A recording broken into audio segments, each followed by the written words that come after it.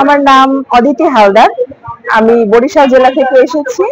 আমার বিষয় ছিল বাংলা, এবং আমাকে আমাদের বাংলায় বিভিন্ন তত্ত্ব আছে, এই তত্ত্বগুলো নিয়ে আমাকে মূলত প্রশ্ন করেছে যে ফ্রয়েডিজম, মার্কসিজম এবং চেতনা প্রবাহ রীতি এগুলো কোন কোন সাহিত্যিকদের রচনায় প্রকাশ পেয়েছে, সেই সাহিত্যগুলোর নাম এবং এই তত্ত্বগুলোর ব্যাখ্যা সম্পর্কে আমার কাছে জানতে চাওয়া হয়েছিল।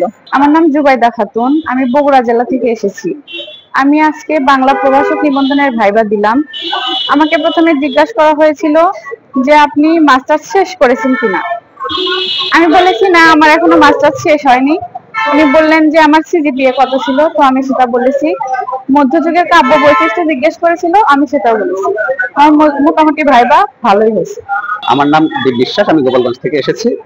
আমাকে বেসিক্যালি জিজ্ঞেস করেছে যে আপনার কোন সাইডটা ভালো লাগে, বেসিক্যালি উপন্যাস, ছোট গল্প, এই কোন সাইডটা আপনার পড়তে ভালো লাগে। তো আমি বলেছি সেক্ষেত্রে যে আমার উপন্যাস সাইডটা ভালো লাগে। তো উপন্যাস থেকে কিছু প্রশ্ন করেছে, প্রকৃতি বর্তায় থেকে কিছু কোশ্চেন করেছে, আর সমাস, বেসিক্যালি তৎপুরুষ সমাজটা কি, এইগুলো প্রশ্ন করেছে। Thank you.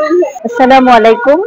আমি আয়েশা সিদ্দিকা, চট্টগ্রাম জেলার লোহাগাড়া উপজেলার বরহাটি ইউনিয়নের আমতলিয়া সিনেপাড়া থেকে এসেছি। আমি আজকে বাংলা বিভাগের প্রভাষক পদে ভাইবা দিয়েছি। আলহামদুলিল্লাহ, আমার ভাইবাটা অত্যন্ত সুন্দর হয়েছে, আমি পেরেছি আলহামদুলিল্লাহ। আর ভাইবা বোর্ড আমাকে অত্যন্ত সদয় ছিলেন, সহনশীল আচরণ করেছে।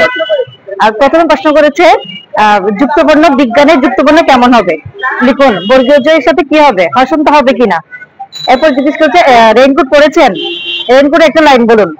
তারপর জিজ্ঞেস করেছে ছন্দ নিয়ে একটু বলুন, ছন্দ কি। তারপর বলেছে অমৃতাক্ষর ছন্দ নিয়ে কিছু জানেন, অমৃতাক্ষর ছন্দের দুটি বৈশিষ্ট্য বলুন।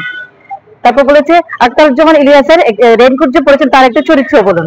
তারপর বলেছে কনফিডেন্সের সাথে উত্তর দিও। ধন্যবাদ।